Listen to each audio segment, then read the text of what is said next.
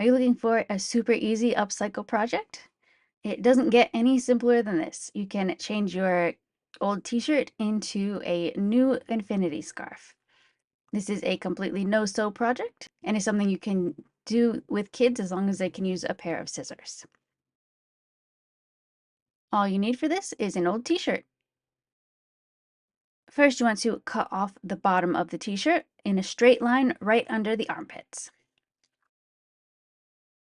Next, you want to cut a straight line on the bottom of your t-shirt to cut off the hem.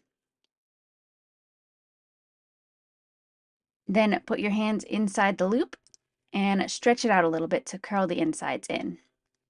Since t-shirts are made of knit fabric, you don't really have to worry about them fraying so much. So this just helps keep the raw edges going inside rather than rolling outside. And you're already finished. It was a super simple t-shirt to infinity scarf tutorial.